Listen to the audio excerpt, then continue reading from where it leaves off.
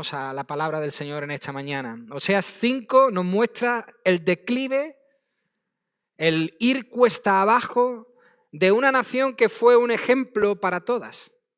Una nación que una vez fue admirada, o por lo menos así debía ser vista por todas. Una nación que debía ser de luz y sal para el mundo. Pues bien, Oseas capítulo 5 nos muestra una vez más a una nación ahora dividida, esclava, idólatra, traicionera y con todos, absolutamente todos sus líderes corruptos. Todos. Evidentemente una nación así no prospera. Y así como paso a paso la nación iba cayendo, eso es lo que estamos viendo en el libro de Oseas, paso a paso el caer de una nación, también capítulo a capítulo vemos un aspecto más de las consecuencias de sus actos. El profeta poco a poco va revelando, mostrando cómo iban a ser las consecuencias de la actitud, de la situación de la nación. Yo os invito a que leáis conmigo Oseas capítulo 5, versículo 1 y versículo 2, y luego seguiremos leyendo el resto del capítulo. Dice así la palabra del Señor: sacerdotes, oíd esto. Casa de Israel, estad atentos. Casa del rey, escuchad. Contra vosotros es el juicio, pues habéis sido un lazo en Mizpa y una red tendida sobre Tabor. Haciendo víctimas han bajado hasta lo profundo. Por tanto, los castigaré a todos ellos. Así dice la palabra del Señor. Pidamos que Él la bendiga y que podamos entender lo que nos quiere decir. Padre, te damos las gracias en esta mañana, porque una vez más nos podemos poner delante de tu palabra. Señor, muchas gracias porque tu misericordia, tu bondad, tu gracia nos ha traído a este lugar. Gracias porque podemos celebrar nuestra fe, porque podemos celebrar que Jesucristo es nuestro Salvador, porque podemos abrir nuestros labios y rendirte adoración. Tú la mereces, tú eres digno, Señor, y ahora lo queremos hacer, Señor, poniéndonos con humildad delante de tu palabra. Señor, poniendo todo nuestro ser atento a lo que tú tienes que decirnos. Señor, quiero que tu palabra hoy haga un efecto en cada uno de nuestros corazones. Ese es mi deseo y yo sé que también es el tuyo, Señor. Por eso yo te pido que a través de tu Espíritu Santo tú hoy obres. Con poder trata con nosotros, Señor. Con poder toca nuestras vidas. Señor, con tu palabra renuévanos, motívanos, inspíranos, ayúdanos a entender, a ver la verdad y a poder, Señor, cuando salgamos de aquí, ponerla en práctica. Dirígenos, Señor, en todo. Te lo ruego en el nombre de Jesús. Amén. Oíd, dice el versículo 1. Esa palabra oíd quiere decir más concretamente oíd con inteligencia, oíd para obedecer.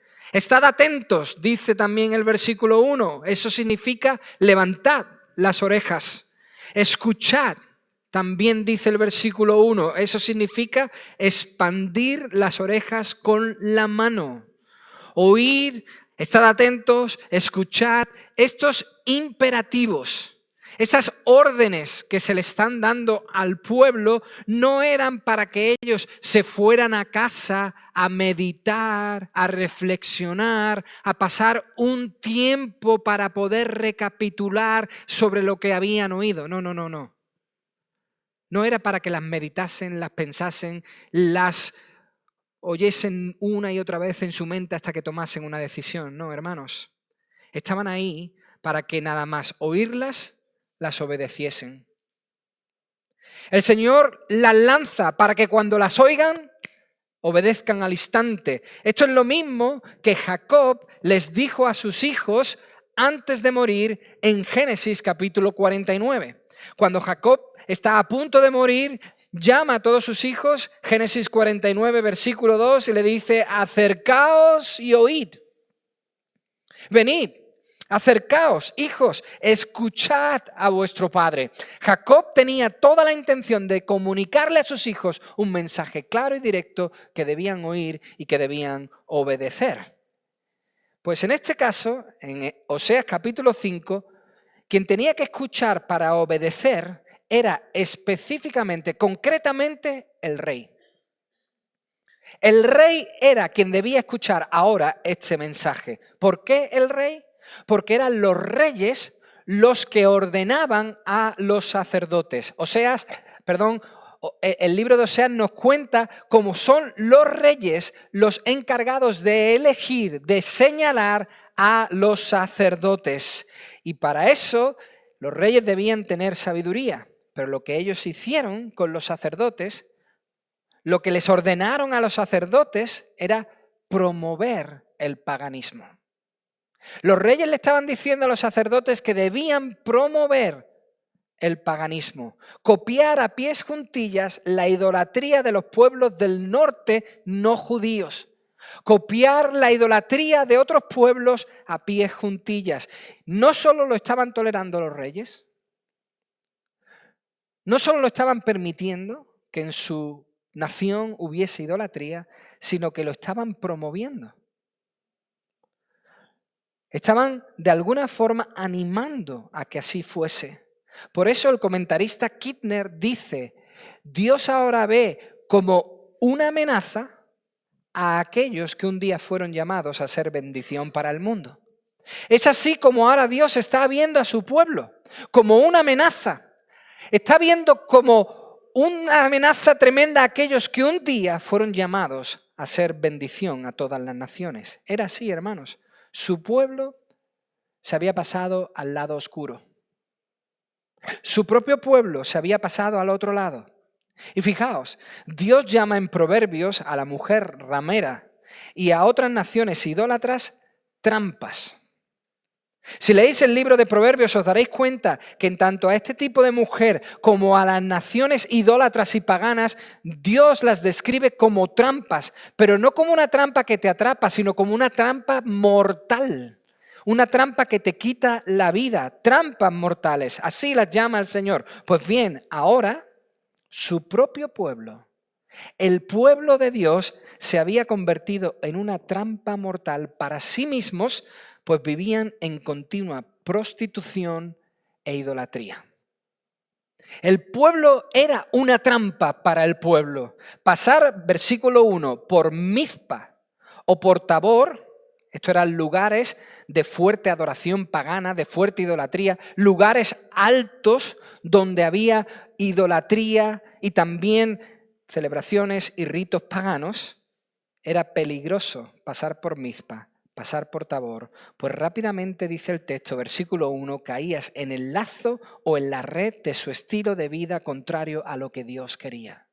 Pasar por esos sitios, quedarte por esa zona, era que la idolatría te atrapase y cayeses en el hoyo. De hecho, dice el versículo 2, han bajado, han ahondado, han entrado en el hoyo de la religión pagana con prostitución y de ahí no pueden salir. Han caído en el hoyo y de ahí ya no pueden salir. Tan bajo habían caído que ya solo lo sacaría de ahí la disciplina y el castigo. Pero es que Dios utiliza lo que muchos de nosotros utilizamos en nuestros propios hogares. Nosotros intentamos corregir a nuestros hijos, intentamos guiarles por el buen camino, pero cuando ya no se oye, cuando ya no hay salida, los padres utilizamos la corrección, la disciplina, el castigo, para ver si se enteran, para ver si entienden, para ver si comprenden, para ver si corrigen. Pues eso es lo que está haciendo el Señor con su pueblo. Dice el versículo 3, el Señor, yo conozco a Efraín, e Israel no me es desconocido. Tú, Efraín, ahora te has prostituido y se ha contaminado Israel. No piensan, fijaos qué triste, no piensan en convertirse a su Dios. Pues en medio de ellos hay un espíritu de fornicación y no conocen a Jehová. La soberbia de Israel testificará en su contra. Israel y Efraín tropezarán por su pecado y Judá tropezará también con ellos. Con sus ovejas y con sus vacas andarán buscando a Jehová, mas no lo hallarán. Se ha apartado de ellos. Contra Jehová prevaricaron, porque han engendrado hijos de extraños. Ahora serán consumidos en un solo mes, ellos y sus heredares. Dice el Señor, yo Yo mismo conozco perfectamente a Israel, conozco a Efraín. Eso quiere decir, yo he cuidado a la tribu más grande que hay en todo el norte de este reino, Israel. Yo la he cuidado, yo he cuidado a Efraín, a toda la nación, pero ahora, eso es lo que está diciendo el Señor. Yo he tenido una atención especial hacia Efraín. Yo le conozco perfectamente, yo he estado a su lado, pero ahora... Lo triste es que Dios les conocía perfectamente, pero ellos, versículo 4, no conocían a Jehová. Dios les conocía, pero ellos no conocían, porque se había, ya lo dijimos la semana pasada con el capítulo 4, se había dejado de predicar acerca de Dios, acerca del pacto de Dios, acerca de lo que Dios había mandado que se hiciese. Se habían contaminado, dice el versículo 3. Esto quiere decir, se habían hecho inmundos ceremonial y moralmente. Y es que, hermanos, cuando nuestra teología está corrompida, no es correcta, no es adecuada, eso afecta a nuestro comportamiento, a nuestra moralidad. Lo que tú crees determina lo que tú haces.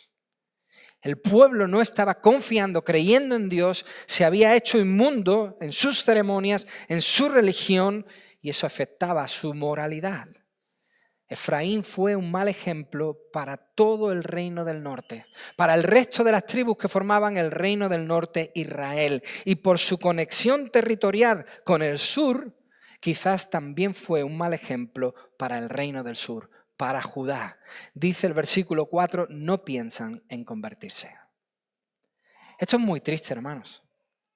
No consideran la posibilidad de arrepentirse, de convertirse. Más concretamente dice la Biblia de las Américas, no les permiten sus obras volver a Dios. ¡Wow! Donde estaban metidos, no les permitía salir de ahí. Suele pasar así, hermanos. Esta es una verdad que nos ha acompañado durante toda la historia, lamentablemente. Es tanto el pecado, era tanto el pecado en el que vivían, que aunque debían volver, aunque debían salir, no podían. Aunque quisieran, no podían. Porque ese es el poder que tiene el pecado, enajena. Ese es el poder del pecado, enajena. Eso quiere decir que el pecado nos hace perder la razón, los sentidos, la verdad. Nos enajena. De hecho, el único sentido que el pecado maneja, el único sentido que el pecado permite que nosotros podamos tener es la culpa. Ese es el único sentido que el pecado maneja, la culpa. Y ese sentido de culpa nos paraliza de tal forma que aunque queramos volver, que aunque queramos salir, no lo hacemos. Por eso, la única esperanza que hay para el pecador, la única esperanza que hay para aquel que vive en la esclavitud de la culpa y del pecado es ir a aquel que quita la culpa. Aquel que puede sacarte de ahí, aquel que puede borrar tu culpa. Jesús sí puede eliminar ese sentido de culpa, ese poder que tiene el pecado. Jesús sí puede hacernos convertirnos. Él sí puede ayudarnos a salir de eso. Pero ese orgullo que tenía Efraín, que no le permitía salir, iría en su contra. Dice el versículo 5, testificará en su cara. Eso quiere decir, irá en su contra. Tropezarán debido a la debilidad de sus piernas. Han caído porque sus piernas están débiles, hermanos. Su pecado les hizo débiles y por eso cayeron. Este es otro de los problemas que tiene el pecado. El pecado debilita tanto que nos hace tropezar. Pero esta no solo fue una advertencia, como habéis leído, esta no solo fue una advertencia para Israel, para Efraín, sino para todos. Dice el versículo 5, y esto es nuevo dentro de Oseas, Judá tropezará también. Hasta ahora solo habíamos visto cómo los que iban a recibir el castigo iban a ser los del reino del norte. Y ahora en el versículo 5 dice, Judá, el reino del sur, tropezará, caerá también. El profeta Ezequías Ezequiel nos dice en el capítulo 23 de su libro cómo tropezó Judá. Ezequiel capítulo 23, versículo 31, dice: en el camino de tu hermana Israel anduviste. Yo pues pondré su copa en tu mano. Así ha dicho Jehová el Señor: beberás la gran copa, honda y ancha, de tu hermana Israel. Y dice el 35, por cuanto te has olvidado de mí y me has echado a tus espaldas, has imitado lo que ha hecho tu hermana Israel, por eso lleva tú también tu lujuria y tus fornicaciones. Hermanos, aunque el castigo llegaría primero a Israel, al reino del norte, Judá, por copiar a su hermana, por imitar el comportamiento de Israel, por haber caído en su mismo pecado, más tarde también sería castigada. ¿Por qué? Dice el versículo 6, porque buscaban a Jehová en el lugar equivocado. O sea, no en el templo, no le adoraban de la forma adecuada, no le adoraban como debían, no le adoraban en el lugar adecuado. Por lo tanto, versículo 6, no hallaban al Señor. Esto ocurre a muchas personas. Quieren encontrar a Dios, pero de forma equivocada, a través del camino equivocado. Quieren llegar a Dios a través de un atajo, a través de otro camino, cuando la Biblia claramente dice que solo podemos llegar a Dios a través de Jesucristo. Solo podemos llegar a la comunión con Dios a través de Cristo. No hay atajos, no hay otros caminos, no hay otras posibilidades. Y estos no hallaban a Dios porque estaban yendo por otro camino. Estaban eligiendo otra ruta. No le encontraban porque su maldad era tanta que dice el texto que Dios se apartó. Dios se retiró de ellos. Versículo 7, prevaricaron. Esto quiere decir, traicionaron a Dios. Traicionaron el pacto que habían hecho con Dios, el acuerdo que habían llegado con Dios, el acuerdo al cual dijeron, sí, Señor, nosotros cumpliremos nuestra parte. Lo rompieron. Traicionaron a Dios y su pacto. Y no solo eso. Dice el texto en el versículo 7 que tuvieron hijos fuera del orden que Dios había marcado. Hijos ilegítimos. Tanta era la prostitución que se estaba llevando a cabo en el pueblo que nacían hijos sin que nadie tuviese responsabilidad sobre ellos. Sin que nadie se hiciese cargo de ellos. Hijos que nadie reclamaba, que nadie quería. Eso es lo que estaba ocurriendo en la nación. Por eso dice el versículo 7, en un mes, rápidamente, los asirios arrasarían con todo, hombre, animal y campo. Pero hermanos, esta no es una advertencia de Oseas. Esto es algo que ya advirtió el Señor en Deuteronomio a través de Moisés, en el capítulo 28, que si el pueblo rompía el pacto iba a haber consecuencias. Y ahora, siglos después, está ocurriendo. Es interesante, hermanos. Dios les conocía perfectamente, dice la palabra. Dios conocía de ellos tanto lo bueno como lo malo. Esto es una bendición, pero también puede ser algo que dé miedo. Porque Dios conoce tanto lo bueno como lo malo. No hay nada que nosotros podamos ocultar ante los ojos de Dios. Nada. Pero aún así, conociendo todo Dios de nosotros, aún así, conociendo Dios lo peor de nosotros, nuestras más profundas miserias, no nos abandona, no nos deja. Dice el Señor en Isaías capítulo 57, versículo 18, algo glorioso. Dice el Señor, he visto sus caminos, les conozco. Sé perfectamente cómo son, conozco su pecado, conozco sus miserias, conozco su debilidad, pero aún así los sanaré y los pastorearé. Gloria a Dios. Hermanos, la disciplina de Dios está llena. El castigo de Dios, la disciplina de Dios está completamente impregnada de amor. Eso es lo que vemos también en Oseas, que su disciplina está completamente impregnada de amor. ¿Por qué? Porque Dios, aunque conoce nuestras miserias, ha decidido no abandonarnos. Ha decidido ser fiel. La única intención de Dios con Oseas, si os dais cuenta, la única intención que Dios tiene con el mensaje de Oseas es que su pueblo vuelva a casa. Ese es el corazón de Dios. El deseo de Dios es que su pueblo, actuando como actuaba, volviese a casa. Aunque no iba a bastar con una simple disculpa, eso sí. Hermanos, con Dios no se juega.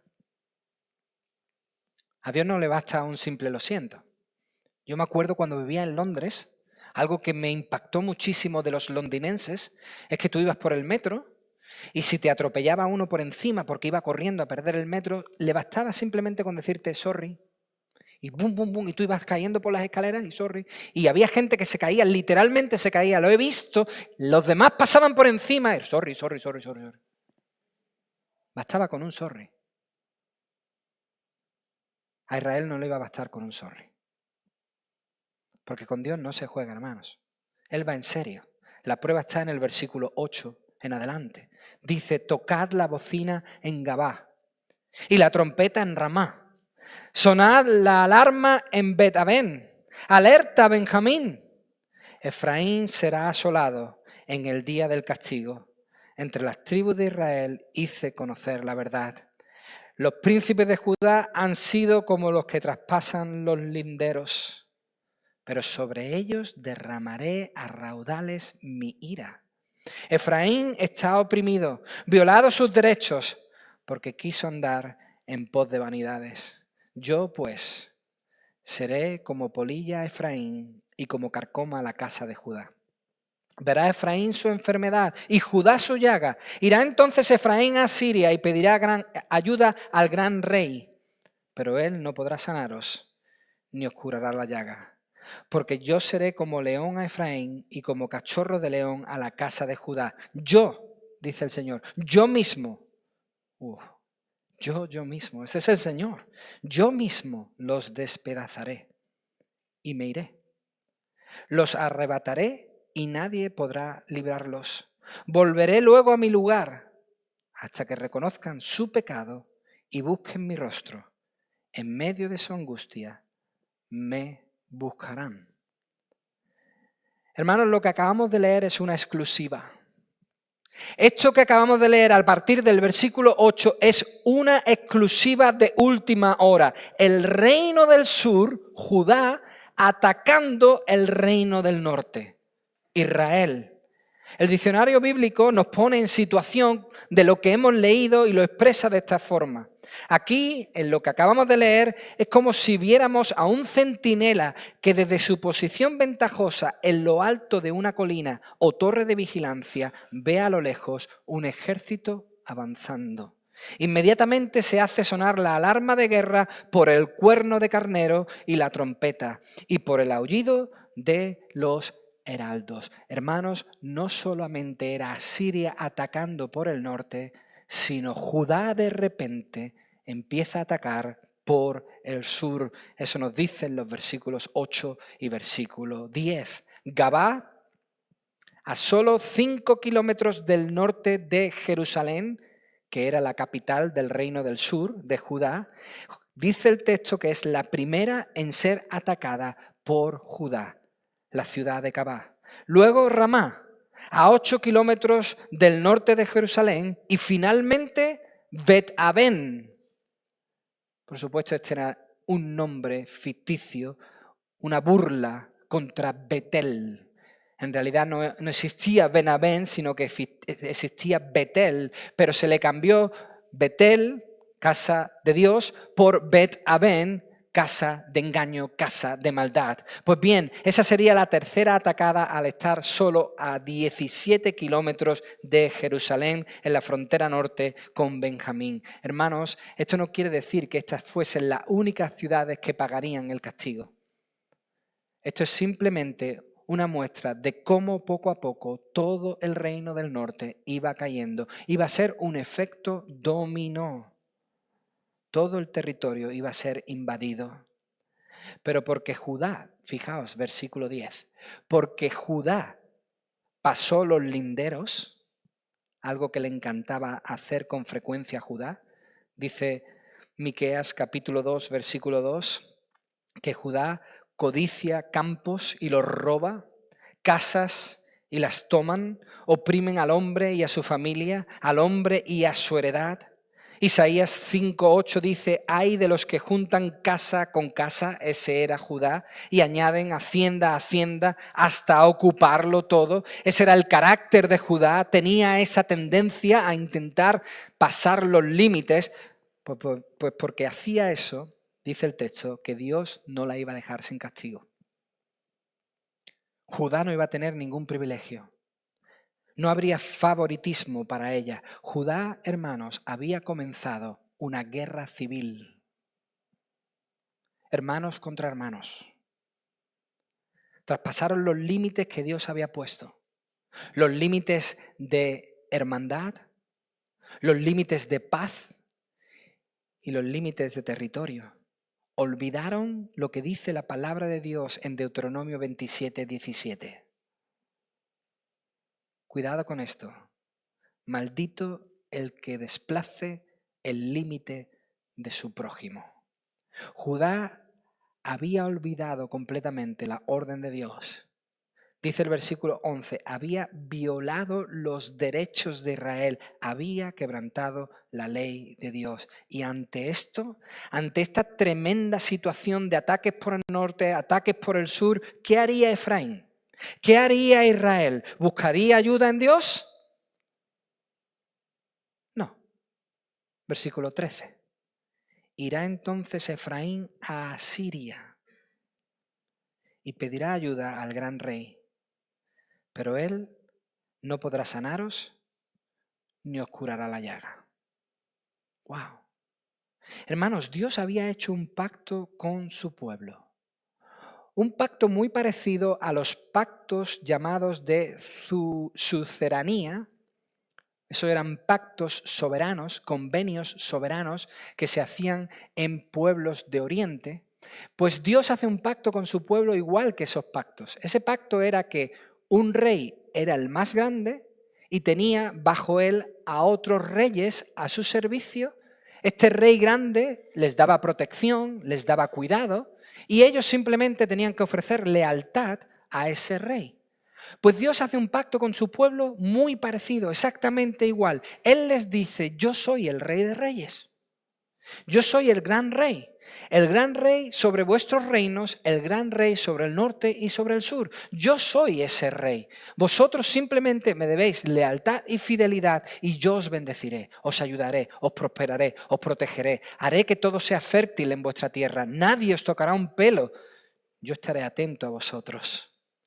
No podían buscar a otro rey. Ese era el pacto. Debían permanecer fieles a ese pacto que Dios hizo con su pueblo. Entonces el rey de Israel, el rey de Efraín, en este caso Oseas, no el profeta, sino un rey menor, va en busca de ayuda, dice el texto, de un rey mayor.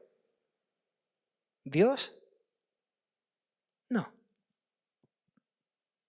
El rey de Asiria, más concretamente Tiglat-Pileser. No lo pone el texto, no lo busquéis. Eso dice la historia. Que el rey, en vez de buscar a Dios, su gran rey, decide buscar al rey de Asiria, olvidando que su rey mayor era Dios. Hermanos, esta es la gran traición de Israel. Esta es la gran traición del pueblo a Dios. Esta es una clara imagen de hasta dónde había olvidado Israel a Dios. Hermanos, esto es una burla del pueblo de Dios. Esta es una deshonra, este es un desprecio absoluto, un abandono necio sin precedentes. Esto es lo que dice Pablo en Romanos capítulo 1, versículo 21. Habiendo conocido a Dios, no lo glorificaron como a Dios, ni le dieron gracias. Al contrario, Se envanecieron en sus razonamientos y su necio corazón fue entenebrecido. No veían, no entendían, no conocían la verdad. No conocían a Dios. Pretendiendo ser sabios, se hicieron necios y cambiaron, fijaos qué necio, cambiaron la gloria del Dios incorruptible, la grandeza, el poder, la belleza del Dios incorruptible por imágenes de hombres corruptibles, de aves, de cuadrúpedos y de reptiles. Esta es la gran traición del ser humano. Esta es la gran traición del pueblo de Dios, a su gran rey. Pero, por eso Dios tiene una gloria sublime, su grandeza es enorme, pero Dios quería recuperarles. Aún así, Dios quería recuperarles, no destruirles eternamente, sino recuperarles. Por eso usa su disciplina correctora. Es lo único que queda. Como plaga, dice el versículo 12, como plaga de polillas o como carcoma, eso quiere decir comido por los gusanos, les dejaría para que se dieran cuenta de su error. Como ataque de león vendría su desgracia. Y hermanos, cuando Dios lanza su castigo, no hay nada ni nadie. Versículo 14, nada ni nadie que le frene. Es igual de inútil que intentar librar a una presa de la boca del león. No se puede. Cuando el león tiene ya a la presa dentro de la boca, haz lo que quieras, que de ahí no la sacas.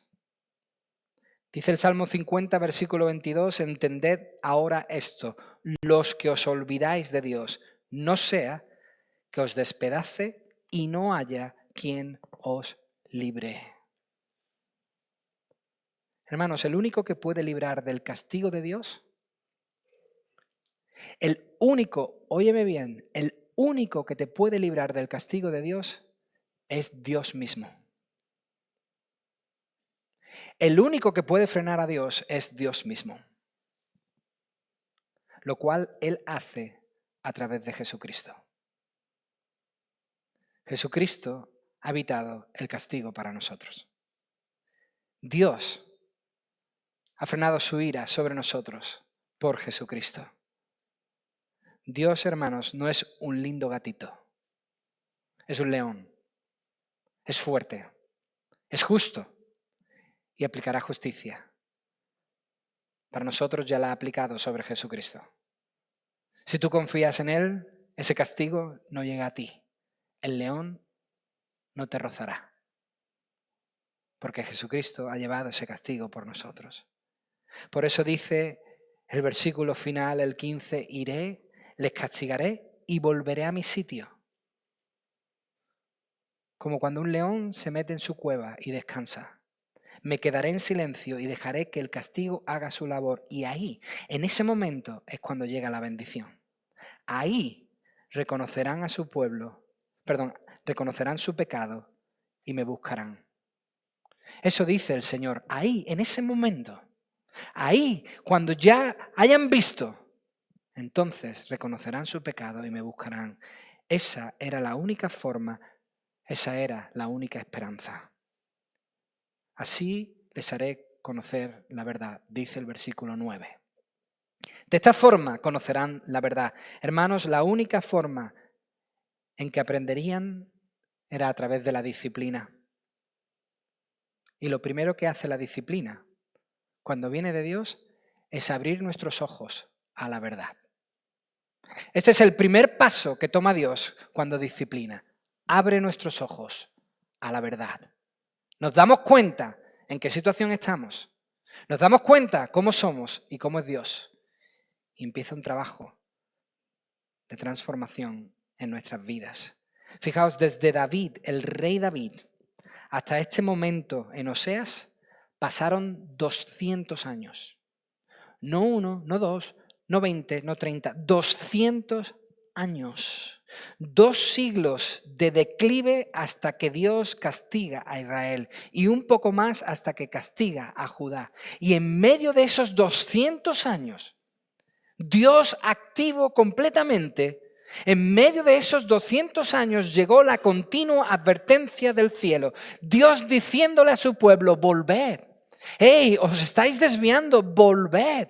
Dios continuamente diciéndole a su pueblo, ¡hey, cuidado! Ese no es el camino. ¡Cuidado! Esas no son las formas. Os estáis olvidando del pacto. Recordad lo que hablamos. Recordad quién soy yo. Continuamente Dios en esos 200 años intentando hablar a su pueblo.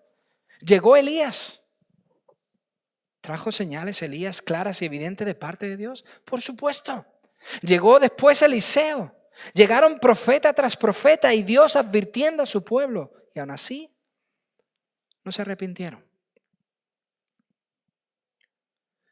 Hermanos, Israel entero, reino del norte y reino del sur, el pueblo de Dios tenía la responsabilidad de ser bendición.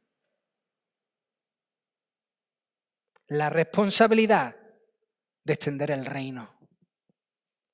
La responsabilidad de extender la fama, el nombre de Dios por todo lugar. La responsabilidad de que Dios fuese conocido por todos los pueblos y así esos pueblos pudiesen ser también bendecidos por Dios. Israel tenía esa responsabilidad.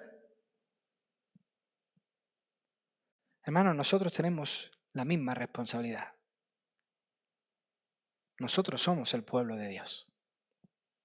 Tenemos la responsabilidad no solo de mirar por nosotros mismos, sino por el resto. Por la iglesia y por la sociedad. Nosotros somos, dice Jesús, la sal de la tierra, la luz del mundo. Esa es también nuestra responsabilidad. Debemos inspirar y motivar como representantes del reino de Dios aquí a que todos quieran volverse a Dios.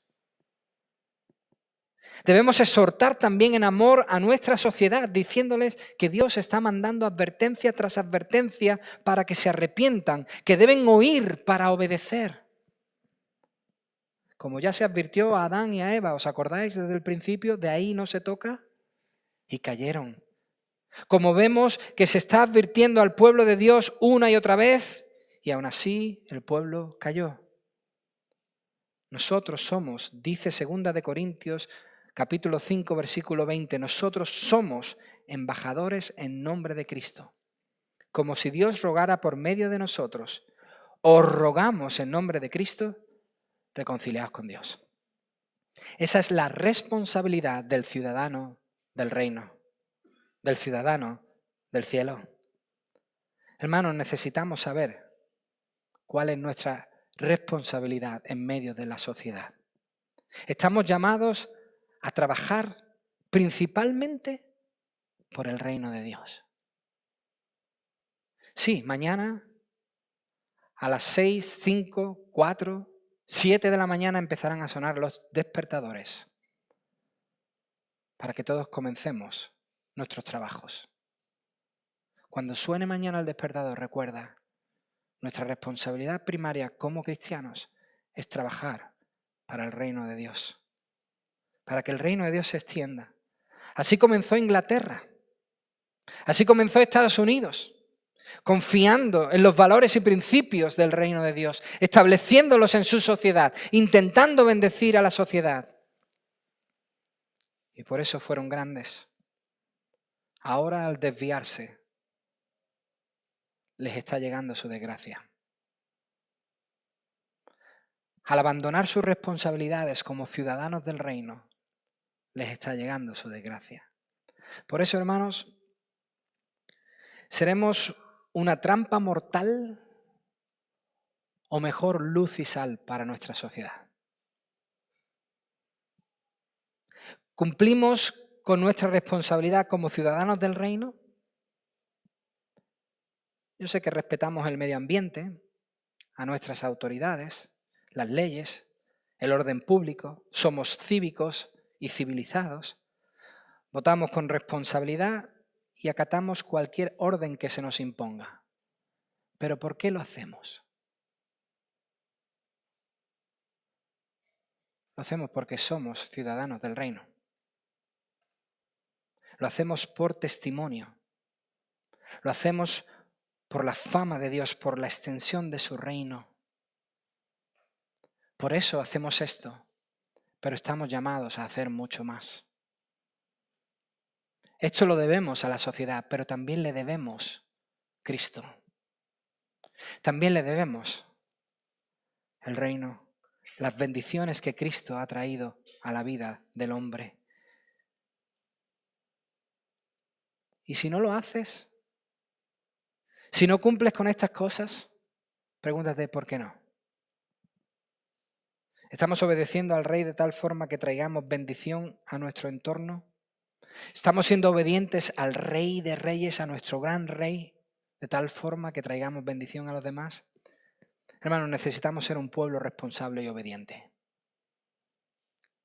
Lamentablemente el pueblo de Dios había fallado en su tarea y en su responsabilidad. Aprendamos. Ya lo dijimos la semana pasada. Nosotros también somos el pueblo de Dios. Seamos responsables con lo que Dios ha puesto en nuestras manos. Extendamos su reino en este mundo. No hay cosa más maravillosa que un hombre pueda hacer sobre esta tierra que llevar a otros la bendición de Cristo. Anímate. Tú eres ciudadano del cielo, vive como tal. Padre, muchas gracias. Muchas gracias por tu palabra, por lo que podemos aprender en ella, Señor, por cómo sencillamente vemos una lección esta mañana que debemos aplicar a nuestra vida. Señor, hay cosas que la Biblia nos dice para que no las imitemos. Y yo te pido que tú nos des la fuerza para comportarnos como tus hijos, para extender el reino, la bendición que Cristo ha traído a este mundo, a toda persona, a toda criatura, a cada pueblo.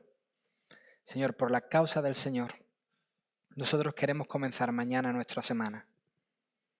Vivir para ti, trabajar y esforzarnos para que tu reino pueda llegar a toda persona. Señor, ayúdanos y convéncenos, anímanos. Ayúdanos a gozarnos en la realidad de que somos hijos tuyos y que queramos ser responsables con todos, con los que forman parte de tu reino y los que aún no son parte de él. Padre, danos la fuerza, la capacidad por tu Espíritu Santo. Gracias por tu palabra que nos enseña y nos instruye. En el nombre de Jesús. Amén.